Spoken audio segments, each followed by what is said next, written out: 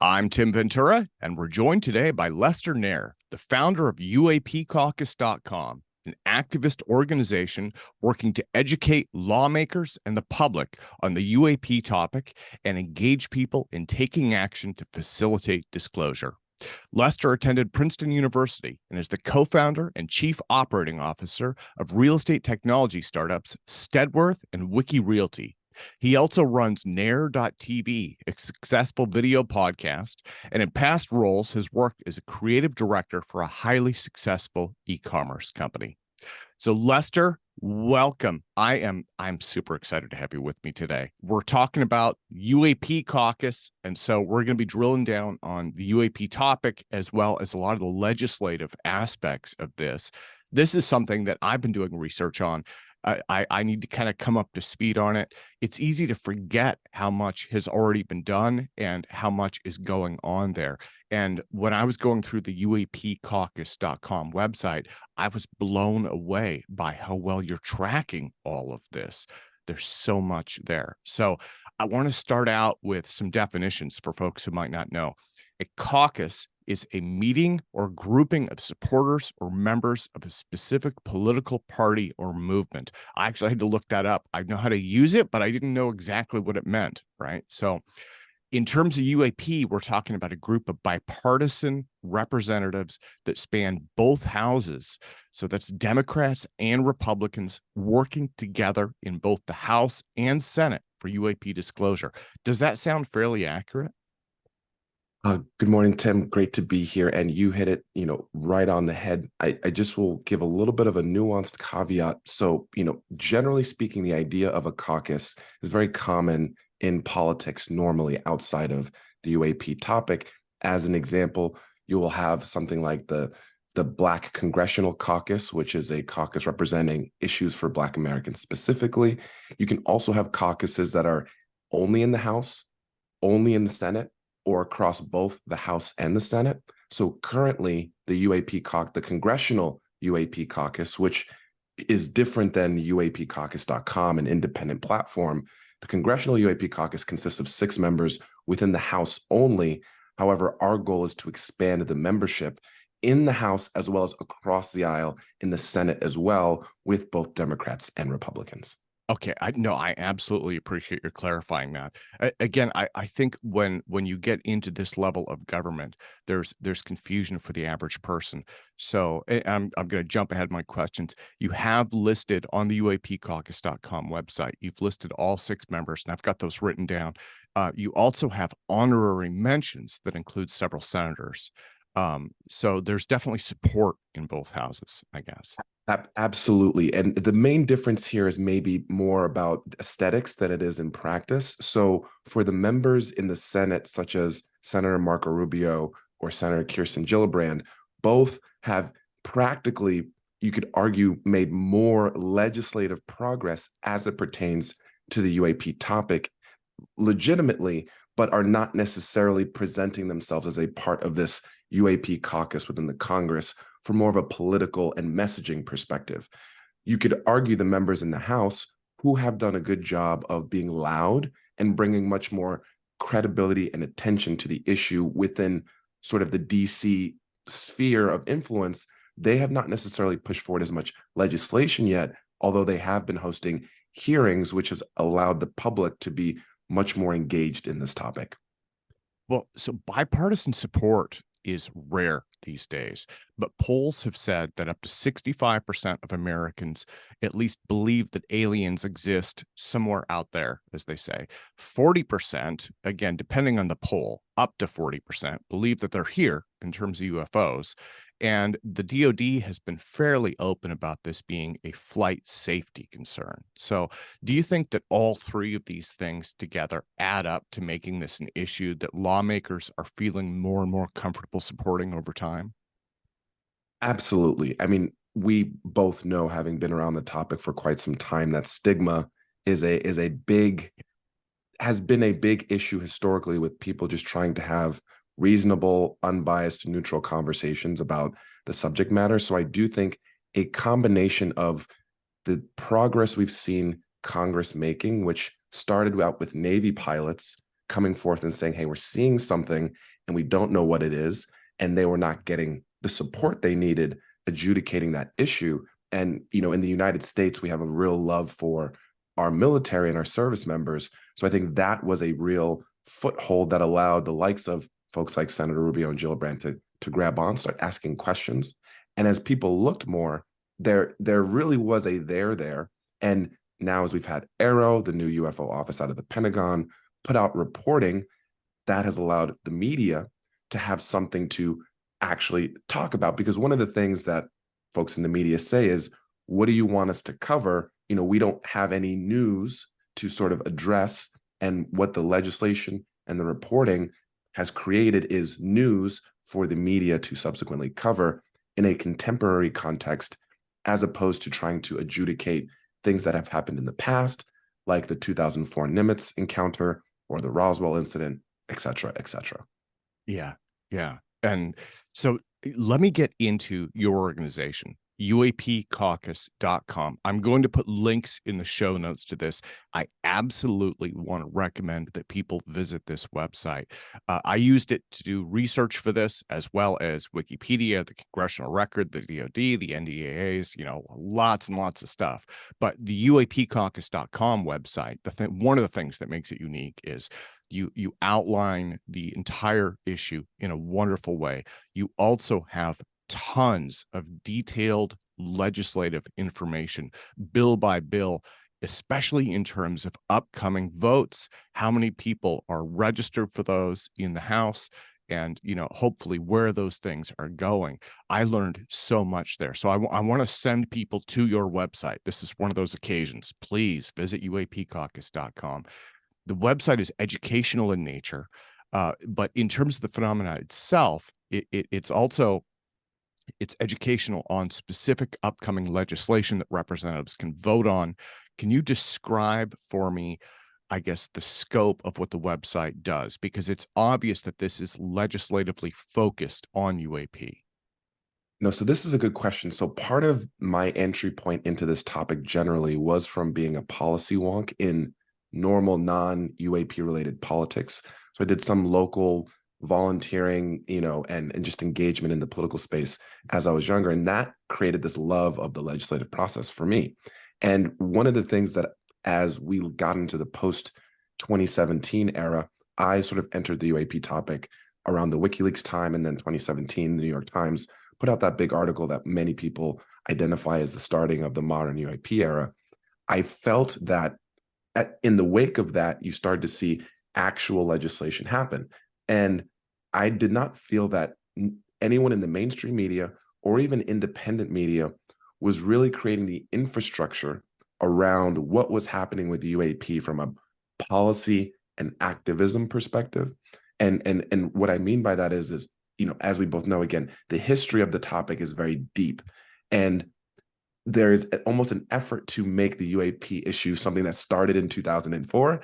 And, that's the only time period in which it's occurred, which we all know is not necessarily the case. So how do you bring people in by utilizing the contemporary, tangible legislative and policy initiatives to the topic, and then open the doors to a variety of the expansive arenas, both of like philosophical thought, of historical context, of forward-looking, how are we going to deal with this issue if there is a there?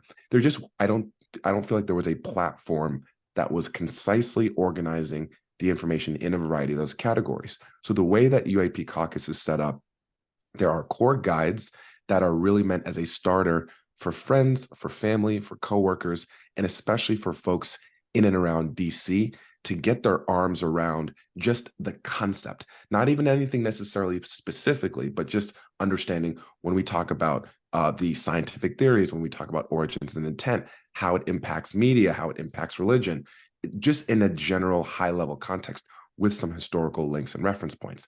That helps to ground people in the subject. In addition to the guides, one of the big features that I think is unique in the UAP space as well is the roadmap that is tracking what is happening legislatively, sort of historically, as well as presenting initiatives that we as the community can collectively gather information on and then advocate for to our representatives. So as an example, with the upcoming UAP Disclosure Act, we've set up call campaigns with background and scripts connecting the allegations of UFO whistleblower David Grusch to the UAPDA language, as that's something that's currently being negotiated. We've done the same thing with creating a white paper for a select committee on UAP to be established within the House as a complement to the disclosure board that's being presented by the UAPDA. So again, like you said earlier, there's actually like a ton of stuff that's happening, and I don't want to kind of have people's eyes glaze over with too many details, but what we wanted to do was outline very directly, and not just outline, but track the initiatives from being brought into the public space and then actually being enacted, so that people can kind of see the progress we're making towards having more disclosure about what this phenomenon represents and what the U.S. government knows about it. Well, disclosure is, I'm searching for the right words for it, I guess. I should mention also, when you were talking about this being a longer term issue and a lot of people thinking that it just started in 2004, that's something that we could return to later. It's not on my questions list today, but I absolutely love to talk about that with you. Disclosure is viewed as an event by many people. And I think that our perception from the media is that disclosure is an event. But I think what we're actually seeing is disclosure happening as a process over time. And these legislative actions are that process. So this is disclosure in action. So for all of the UFO buffs out there who have been railing for years about disclosure, this is it. It's happening. It is an ongoing process. And it seems like it mixes learning as well as openness and transparency together, right? It's not a single thing. It's a process. I could not agree more, Tim. And I really want to double click on this point because, I understand there are a lot of folks who've been in this space for decades, as researchers, as experiencers, as just the curious. And understandably, there's a lot of hesitation or skepticism or cynicism in believing that we are ever going to get to a place where we are able to have an open dialogue, or we do get confirmation or capital D disclosure from, particularly the government. And I think that's totally warranted given the history of the subject to feel that way. But if you objectively look at the last 6 years, since the New York Times article, and ask yourself, what is different between 2017 and now? We are in a fundamentally different place, maybe not in the UAP UFO community, online and offline, but with the 99% of the rest of the world that we need to understand the same history that we do in order for us to have a collective understanding and address disclosure properly. I think one of the things I was just recently talking about with a few folks is, some people complain, why doesn't Dr. Sean Kirkpatrick, who heads the All Domain Anomaly Resolution Office, just come out and say we have, non-human intelligence craft right now, if he knows that to be true? If he were to do so in the middle of the Ukraine war, the Hamas conflict with Israel, the Taiwan saber rattling, the border crisis, an election year, again, thinking strictly from a political lens, there's no incentive to do so. With everything going on. And also because there's no infrastructure in government to deal with the myriad of follow-up questions that are going to immediately arise as soon as you make that confirmation. Okay, how many times have we interacted with them? Do we have crafts? Do we have bodies? Who are the people that did this? Are they going to go to prison? Where's the money? What happens if I've been injured? Who's liable? How do I pay for the insurance?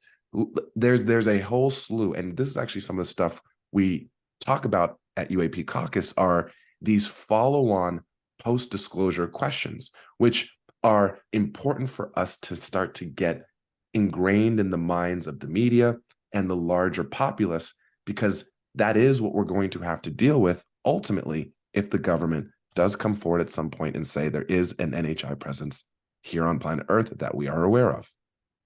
Well, and this, again, this is such an amazingly expansive issue, and you're touching on so many things. I'm so tempted to go off my questions list. Well, let's come back to this because there are so many factors involved here. I want to go to the big six in terms of members, though. So you've got Representatives Tim Burchett, Jared Moskowitz, Anna Paulina Luna, Nancy Mace, Eric Burleson, and Andy Ogles. And those are all House members, as you said earlier.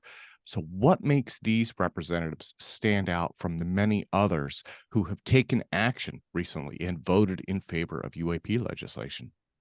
So it's an interesting little bit of a motley crew that's coming out of the House in support of the UAP topic. There's a lot of Florida representation with Representative Moskowitz and Luna. And primarily after the July, I believe it was 27 or 26, 2023 UAP hearing, in which we saw David Grusch, David Fravor, and Ryan Graves testify in front of Congress.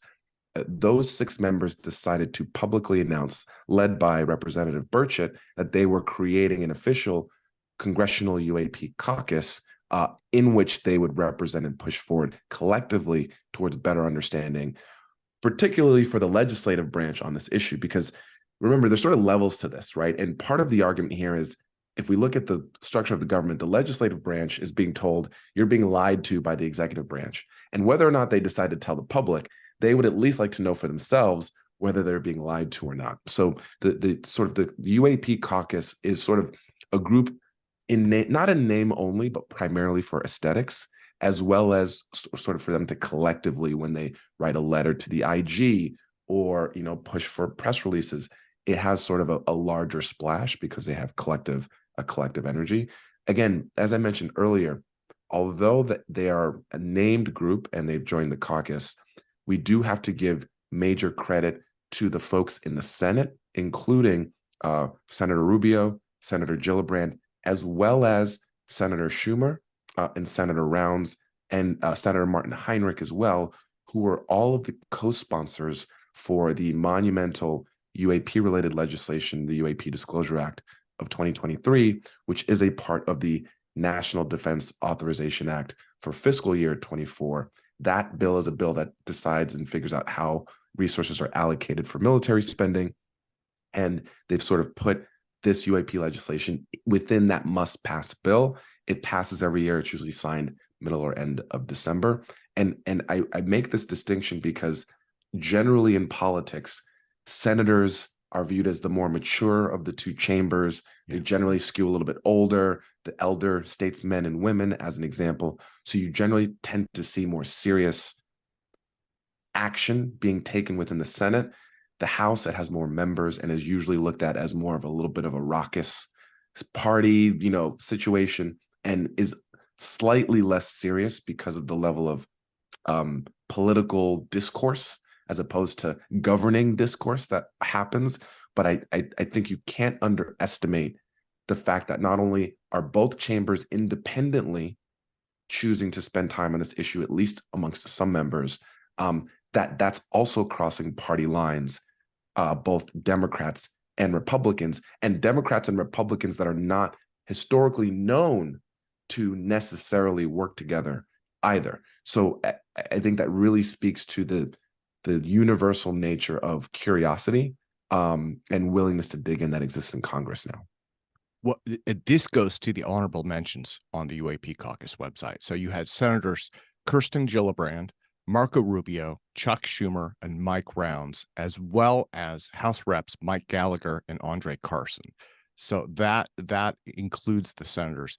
And when you mentioned Chuck Schumer a moment ago, that actually goes to my earlier question. What my original intent was to write down the names of everyone who had been involved with this. I went to the House Democrats website, or the Senate the Democratic National Party website. Yes. And when I was looking at the NDAA 2024, Chuck Schumer sponsored that, and they had a list of probably about 30 different representatives who assisted him with it. And so I looked at that and I was like, okay, there's no way I'm writing this thing down. So there are a lot of people involved with this. You can't overstate, so again, if you are a follower of politics outside of the UAP topic, Chuck Schumer is a legendary figure in the space.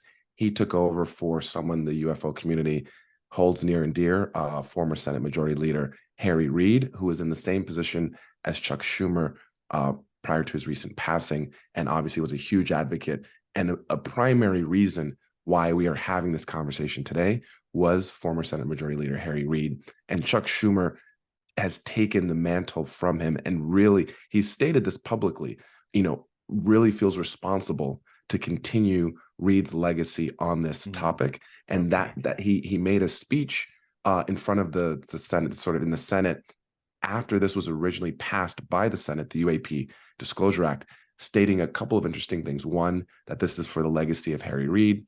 And two, it's one of the pieces of the NDAA that he's most proud of, including things like, tougher things on China, stuff related to chips, things that are normal parts of political conversation. But to hear Chuck Schumer, who doesn't put his name on anything, that is not going to pass, that is, a political animal to the T, and really is not going to put his neck out for something that he doesn't feel confident about, his taking a lead as being the named member on the amendment and having other people co-sign, it is one of those breadcrumb signals for people who are in politics to say, okay, this is something that he wants to put his stamp on, which again is, I think, an interesting signal about the seriousness with which the Senate is looking at this topic. Well, let's bring everybody up to speed in terms of what our UAP caucus has already accomplished, which is a lot.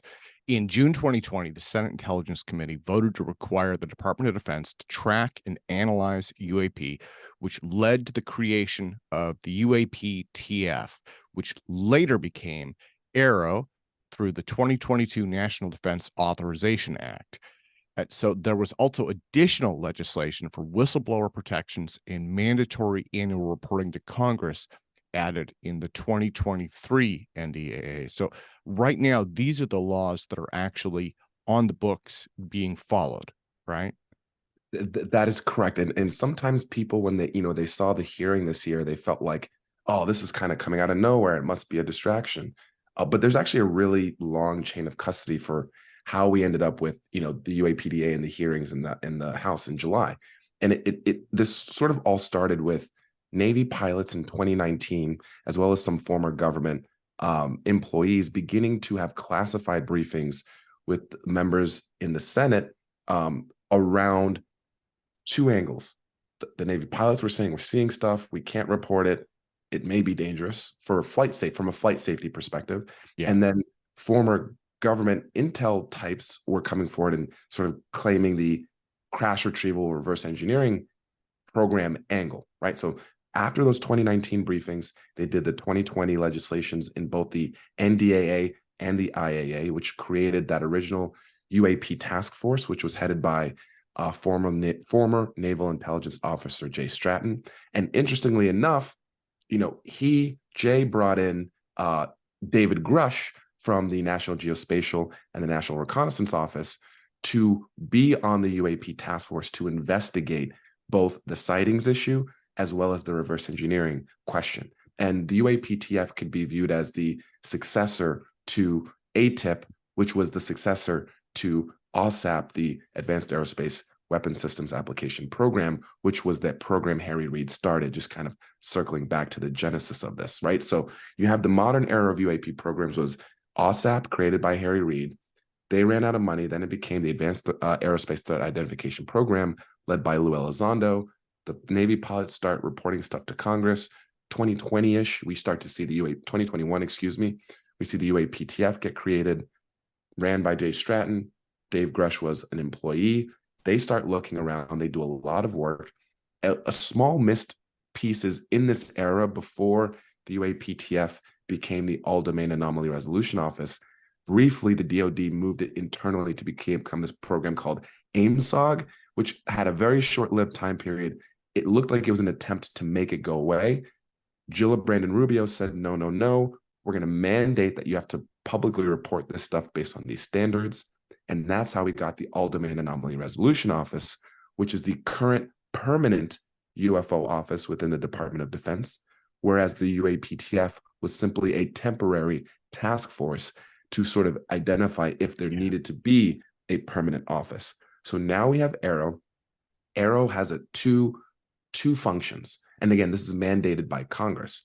One function for AARO is to gather and collect all the anomalous data across military and intelligence branches and create a system of characterization and evaluation of that to determine, okay, do we need to send this back to the balloon team, to the drone team, to the ballistic missile team, or is this truly anomalous? So they are first creating an actual process to decipher the data and information. And then that was their original function. And then Congress also began to legislate that they had to publicly report, not only to Congress, but in the form of unclassified reports, what they were discovering, how many cases, to provide some, public disclosure and transparency. Now, there have been some controversies around AARO, but as we look at the current legislation that's slated, what is interesting is this now permanent office, AARO, which again was spearheaded by Rubio and Gillibrand, is now going to become the center point and the clearinghouse for two really interesting aspects of current legislation. In the UAP Disclosure Act, there's going to be a 9-person board that's going to review what should be declassified. The entity that's going to retain the material that's actually brought forward for the disclosure board to review is going to be AARO. So the director of the disclosure board and the director of AARO, who is currently Dr. Sean Kirkpatrick, who may be out the door, are going to be collaborating on that declassification process for the board. In addition to that, and this is a small, I know this is so minutia stuff, but I get so excited about it. No, it's you know what? It is wonderful that you're putting this out there, because again, there are so many, it's like wheels within wheels, and so many little, political power, I don't know what you would call it, power struggles, things going back and forth. So it is absolutely wonderful that you're able to break this down. Thank you. 100%. I'll just leave it on this last little note here on this kind of history is there's a lot of people are talking about the UAP Disclosure Act of 2023, which is a part of the NDAA, the military spending bill. Every year there's another large must-pass bill called the IAA, the Intelligence Authorization Act. That's focused on the intelligence community as opposed to the military, but serves a similar purpose.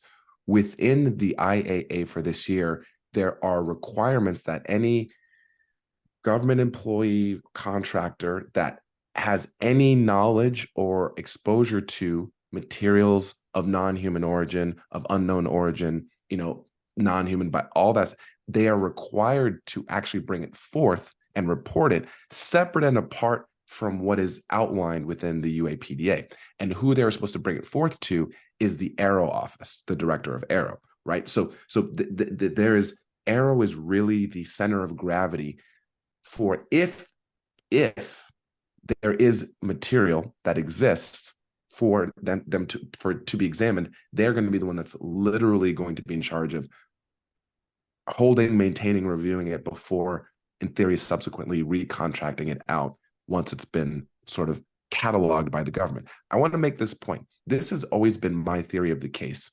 We may be seeing a constitutional struggle between the executive branch and the legislative branch over who has the authority over UAP material. And it appears, if reading through the tea leaves were to believe the historical record, the executive branch had some of these materials.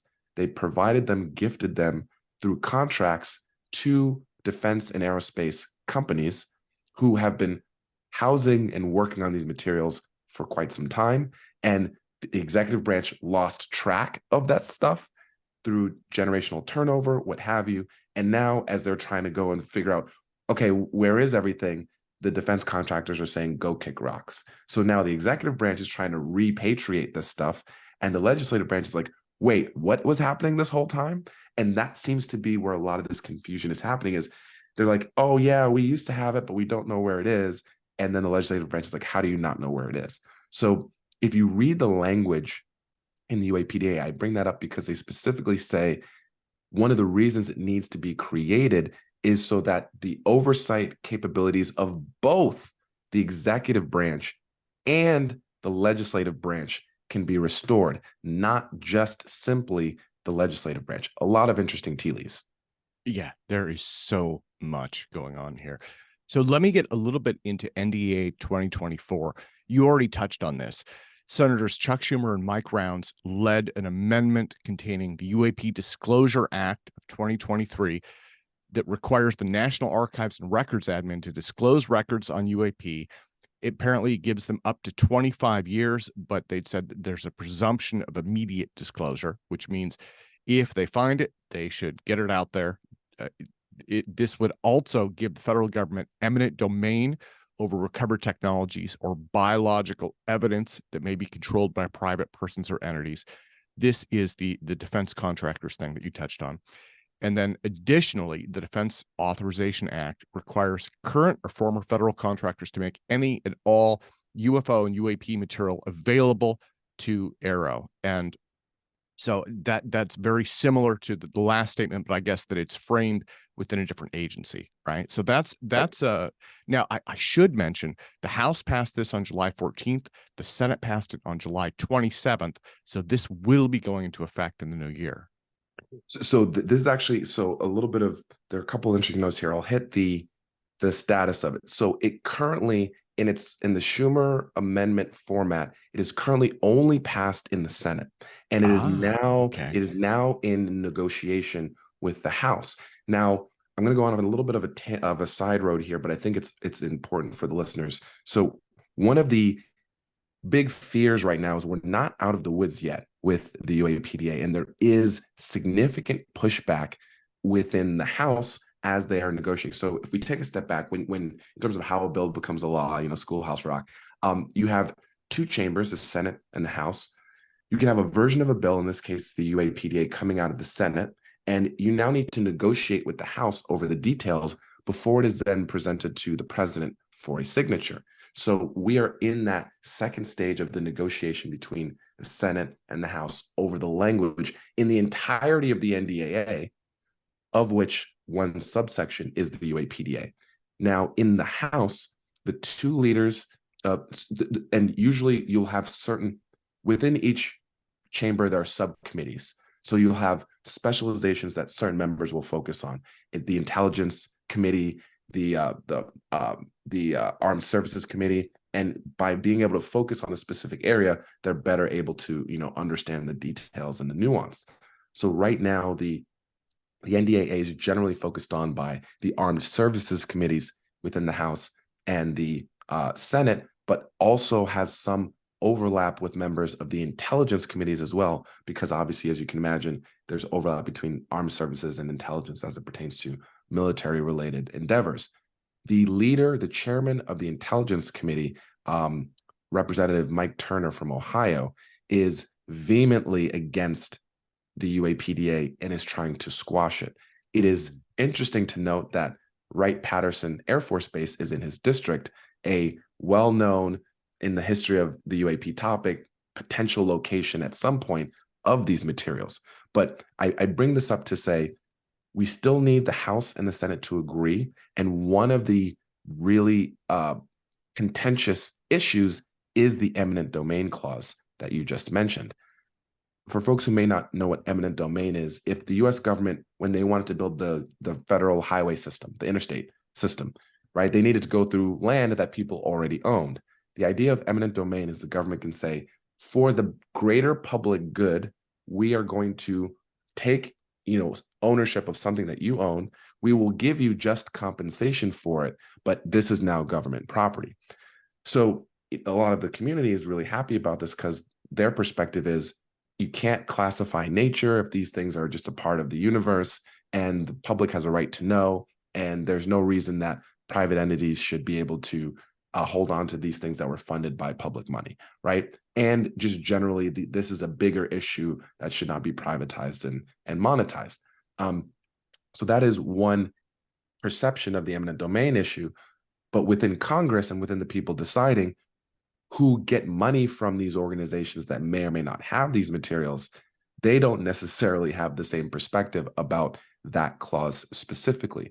So we do know that there is some really tough back and forth about tweaking the language or removing the eminent domain clause entirely, which again will remove the teeth that exist in the UAPTFA. But I do believe that we can, if we get rid of eminent domain to pass UAPTFA, I still think that's valuable. And we can create a select committee, which is one of the things we're pushing for at UAP Caucus, to be the teeth to go after and prosecute the actual material possession. So I know super complicated stuff, but hopefully it all makes sense. There is a lot. There is a lot. Thank you for correcting me on the points that I am missing here. The scary part is I think I probably did 3.5 or 4 hours of research to get all of this together. I'm still getting things incorrect. I'm just thinking to myself, man, there's a lot going on here. Dense. It's dense. On the UAP Caucus website, you also have a number of upcoming legislative items that are still open to votes. They're still moving forward. One of these is an initiative to take testimony from Thomas Mannheim, the Inspector General of the intelligence community. Another is an initiative to declassify UAP characteristics and capabilities.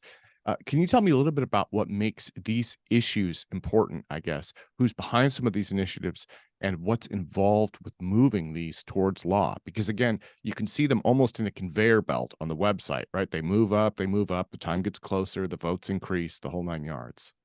If anyone's familiar with Kanban boards, if they as a project management software tool, that's kind of how we set up the roadmap. You have a to do, in progress, and done column for some of these initiatives. So it's a combination of a couple of things. We reach out. There's a really strong active community for the UAP topic, both on Reddit and on Twitter/X.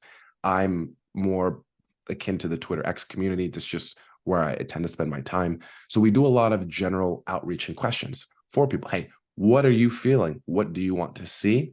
And that becomes a good source of inspiration and also understanding where the pulse is, right? But that being said, there are, most of the folks in the community are not necessarily legislative experts or necessarily know how to actualize the idea of I want answers about X. So we sort of become that filter to say, okay, we see that a lot of people are paying attention to the fact that the intelligence community inspector general, Thomas Mannheim, was the one who received David Grusch's allegations and deemed them credible and urgent. A lot of people are holding their hat on that designation because this is the first time we've had the claims of a UFO whistleblower validated by an independent third party whose job function as an inspector general would be to validate wrongdoing that is being alleged in the underlying allegations. And the whistleblower complaint that David Grusch filed was a PPD 19 complaint.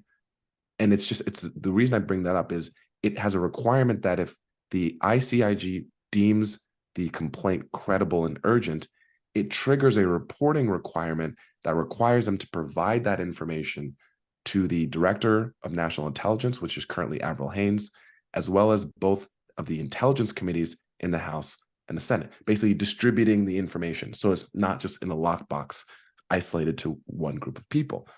What that has done is it's created now a trail, a breadcrumb trail that we as the public can now go after. So because we know that this initiative, one of the questions is how do we get to some kind of characterization of where we are? We know that a lot of times we can't get the details because they're classified, right? Whether rightly or wrongly. But just because something is classified does not mean that members of Congress can't characterize the information in an unclassified manner. So the goal of getting Thomas Mannheim to testify publicly, not just privately, which they're already scheduled to do on November 16th, the House Oversight Committee is going to get a classified briefing with Thomas Mannheim already.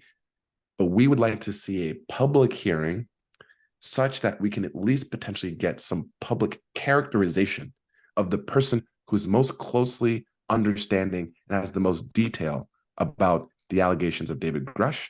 And this is because Grusch has still not been able to get into a secure facility to speak to members of Congress about what he talked about in the hearing in July. So this is just another angle for us as the public to try to get some kind of further information related to the claims, the explosive claims of Mr. Grusch. Yeah. Well, and the whole thing about him not being able to get into a secure facility, I think, is downright scandalous, right? Yeah, but that's a topic for another time. Now, I did want to touch on classification in general. From what I understand, the UAP material is typically classified under Title 50, which is related to war and national defense, whereas Congress only has Title 10 authority relating to the armed forces. It has been said that Title 50 is more relevant, or the various people have said, well, that trumps Title 10, and therefore Congress may be blocked from viewing it, passing laws on it, interacting with it, anything along those lines. What are your thoughts on that in general? This has actually been a topic that has been very present in the online conversations, particularly in the last 2 weeks, because that same oversight committee that I just referenced also met with the Department of Defense Inspector General in the last week and got, really not much material out of that meeting. And part of the issue was the need to know. And so what is interesting about Title 10, Title 50, this is something that Dr. Sean Kirkpatrick was originally talking about, where he had Title 10, but not Title 50. Now he does. Members of Congress have a slightly different way of being granted access to classified information. So as opposed to having classification levels, secret, top secret, compartmented SCI, information, and then you have sort of subsequent modifiers like nuclear material related, foreign information related. Congress sort of generally has the right to access classified information, but they also need to have what is sort of a term of art, a need to know. So as a practical example of what need to know means is, if individual members of Congress are going to this briefing about something related to UAP, the argument is that they don't have a need to know because they're not a part of a committee that's investigating UAP, or it's not a part of an official congressional action subsequently that would require them to be read in with a need to know. So this is again why we at UAPCaucus.com are pushing for a select committee on UAP, because the existence of an official subcommittee that's sanctioned within the House or the Senate for that matter, but I don't think the Senate has the appetite for that special committee, specifically on this issue, would give all of the members of that committee the need to know about material related to UAP. And that should be the linchpin to grant them sort of the access to be read on to the underlying information that they currently can't be provided because the House does not have an open UAP investigation in any of the other subcommittees, and there's no subcommittee focused on it. And these requests are not coming from any members of the Gang of Eight.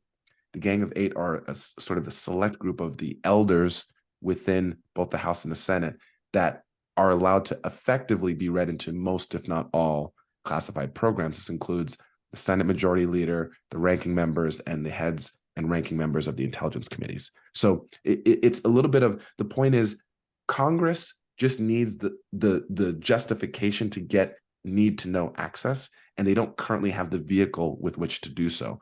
On paper, that should be sufficient, and it should not necessarily need to involve the Title 10 versus Title 50 issue.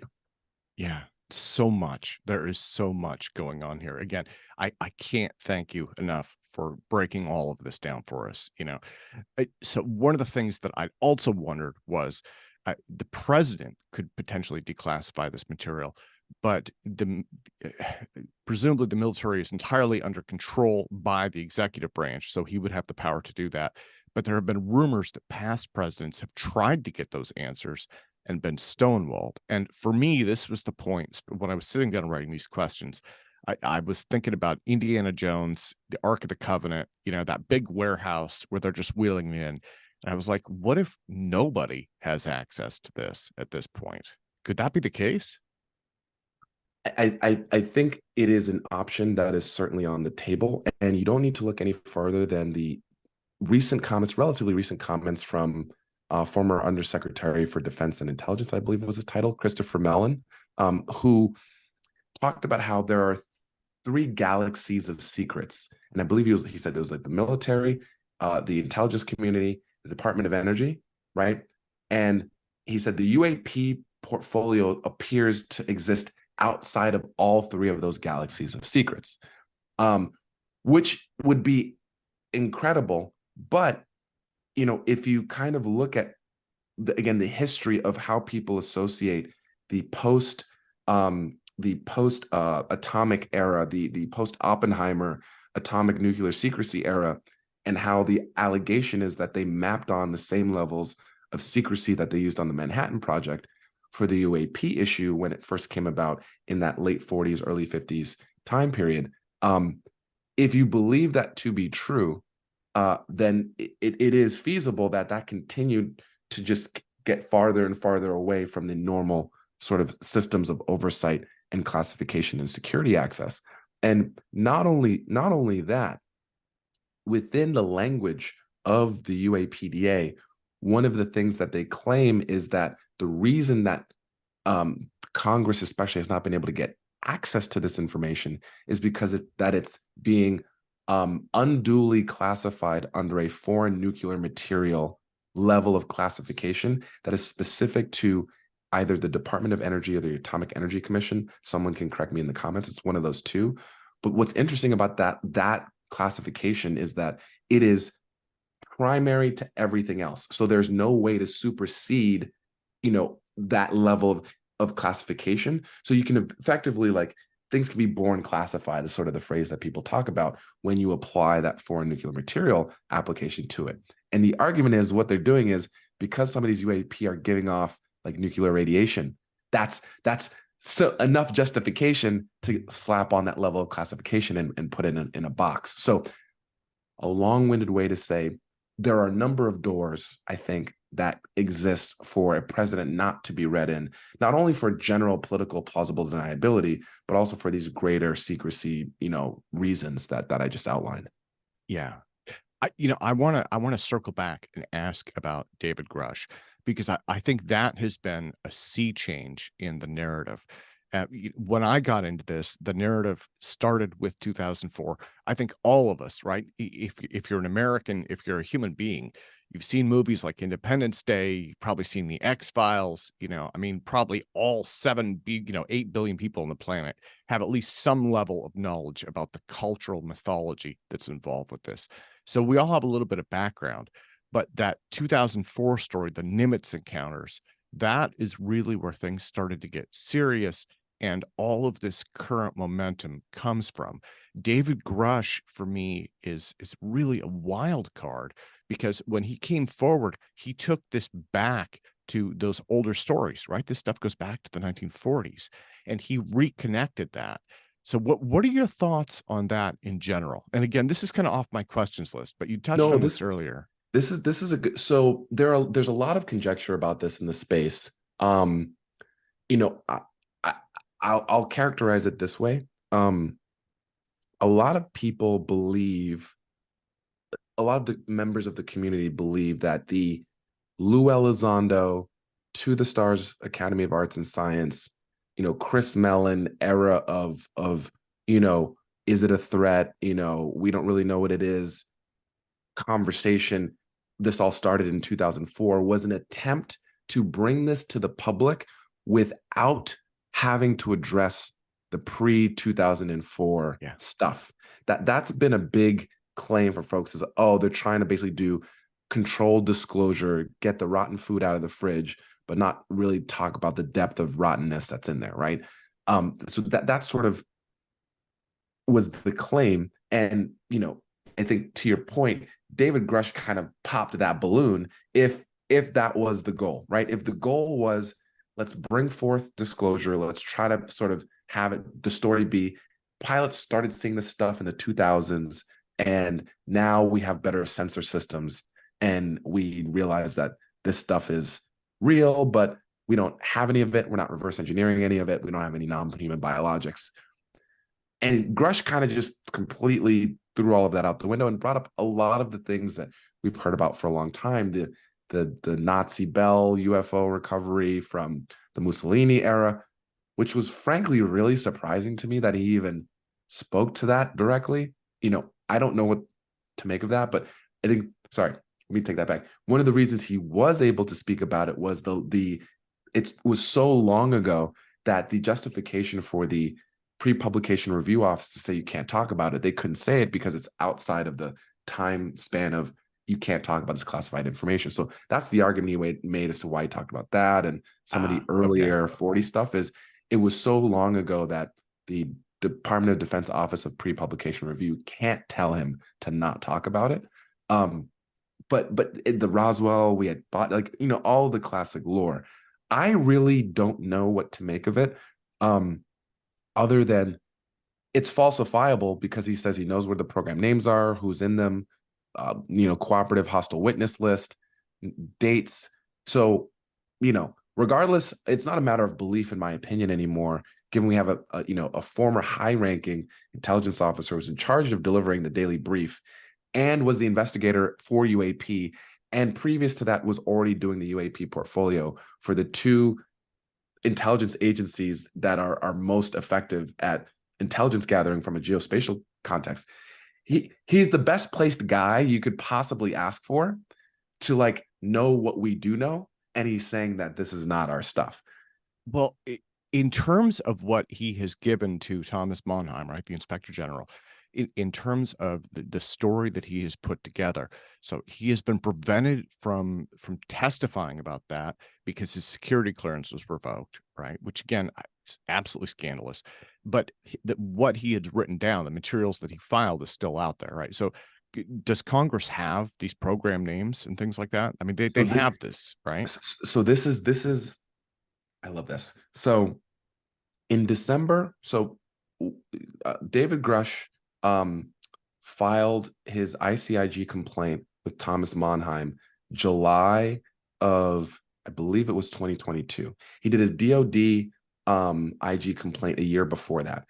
But in December of 2022, after Thomas Monheim's office deemed his allegations credible and urgent, and again, let's be specific about what his allegations are. The illegal withholding of classified information related to UAP from Congress, the illegal usage of funds by way of the independent research and development program that's set up in the DoD for this stuff, the illegal usage of those funds to fund illegal, non-reported UFO crash retrieval and reverse engineering programs, and also the possession of these materials by contractors and not providing oversight and access to, again, the legislative branch. So that's the gist of what his allegations are. In December of 2022, after Thomas Monheim deemed those allegations credible and urgent, it required him to report it to the House and Senate Intel committees. David Grusch, alongside with representatives of the ICIG's office, gave over 11 hours of testimony to members and staffers within the House Intel Committee and Senate Intel Committee. I want to mention that the Senate Intel Committee restricted access to that classified briefing to a very small number of people. It was either 3 or 4, because the level of classified security access required was so high that so few people actually qualified for it.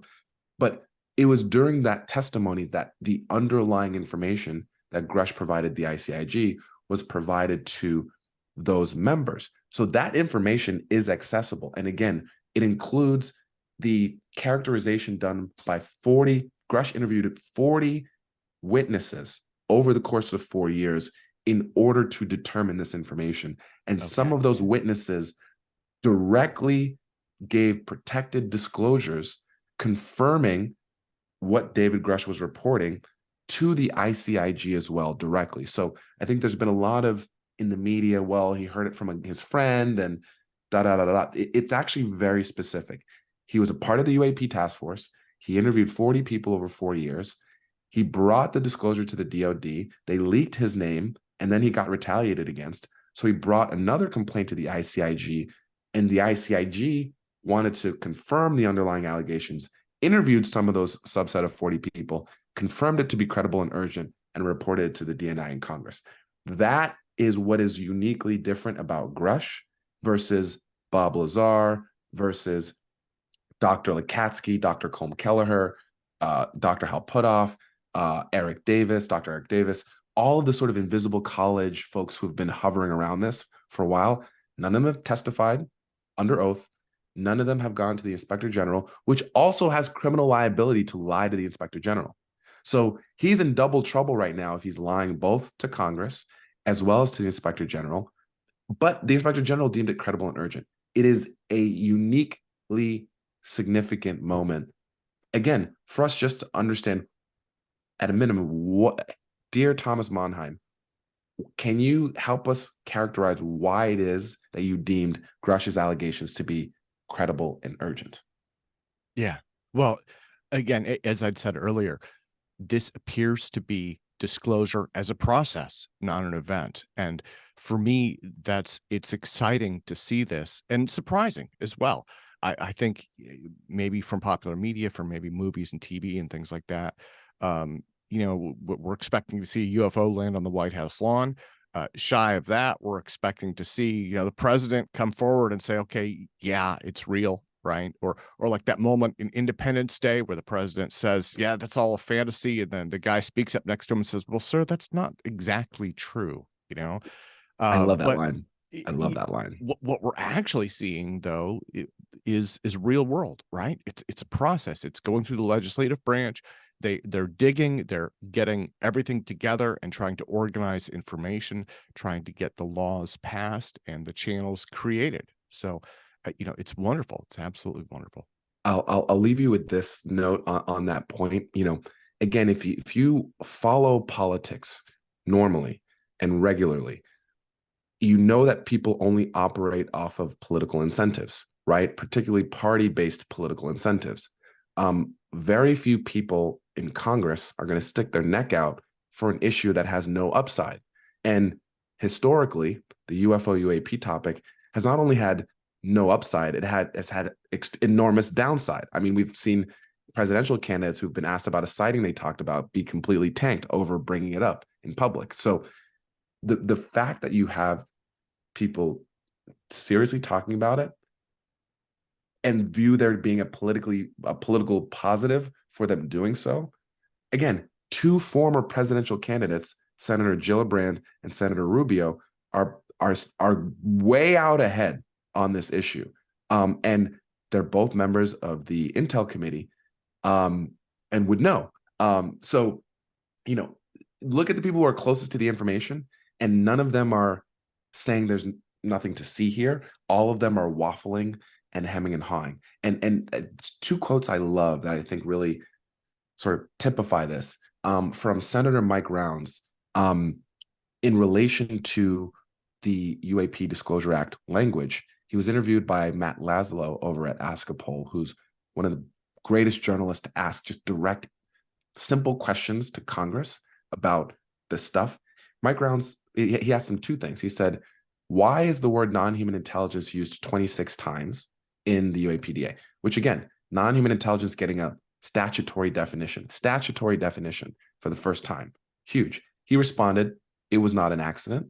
And that's all he said, number one. And then number two, he was also asking about Laszlo was asking about the language and how it was framed. And Senator Rounds stated, we brought together a variety of entities to the table to put this language together so that no one would be caught off guard or surprised when this came out.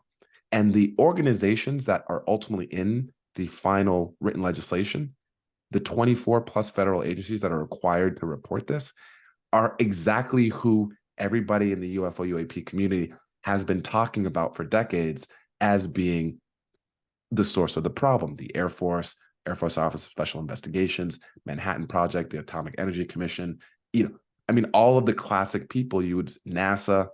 So I think we're not out of the woods yet. It is not passed. Biden hasn't signed it into law. We are continuing to fight. We're talking with staffers regularly to make sure that their members are educated. There's a lot of really important things happening in the world right now that require their attention and their focus. And we want them to be doing those efforts, but we also are just making sure that they understand that this is paramount. In an era of mass distrust in government, what better way than to take one of the few nonpartisan or bipartisan issues that would actually push for transparency and use that as a way for us to try to bridge the gap here, try and maybe heal some wounds, try to grow in a different direction. I think there's an incredible opportunity for the UAP topic to be unifying in the way that the Church Commission or the Church Committee was in the sort of post-Watergate era, as well in sort of helping to quell the distrust in government problem by just airing out all the dirty laundry. We know it's there. Let's just air it out. Wonderful. Wonderful. Lester, I genuinely cannot thank you enough. It has been so amazing and educational. Your level of knowledge is just tremendous, absolutely tremendous. Thank you so much. I would love to have you back in the future to talk more about this. But for today, let me close by asking, number one, we want people to go to UAPCaucus.com, right? That's big. They should at least view what you have there. They don't have to register or sign up or anything like that. They can at least just look at it and see what you have, and that helps the educational process. How can people get involved, and what is coming next for you? Because there is so much movement here, and I know that you are racing to stay ahead of it. There is a lot going on, for sure. So I think definitely people can go and check out UAPCaucus.com or at UAP Caucus on Twitter/X. And I just want to make a quick point of order. There's no donate button. There's no subscribe button. There's no advertising. It's not monetized in any way. This is purely a labor of love. The goal and the focus is providing the best educational content around this topic and utilizing that to increase the membership of the Congressional UAP Caucus, full stop. So this is not a primary driver for revenue for me. I just want to make that sort of clear on the front end. I know people get a little bit caught up with how this stuff is monetized, which is totally fair. For me, generally, I think the focus over the next couple of weeks, I'm working with a couple of other parties within the space to continue to sort of elevate the digital presence across a few other arenas. So the UAP Caucus is in the legislative and policy arena. As you can imagine, we also have the science and academia and the technical arenas. So I'm working on the back end on a few of those projects, again, to help just elevate how people access this information online. So there are a couple of exciting things there. I'm hopefully going to be at the Soul Conference in a couple of weeks. That's run by the new organization, Soul Foundation, started by Dr. Gary Nolan. So I'm hopefully going to be able to get some insights to be able to share there. And I do have a educational content channel on TikTok. For those who are on TikTok, you can look me up at Lester, Nare. And over there is where I sort of do deep dives around a lot of the minutia of what we kind of briefly topically touched on today. If you check my channel out there, I have a lot of long form video. It's also on YouTube as well under the same name.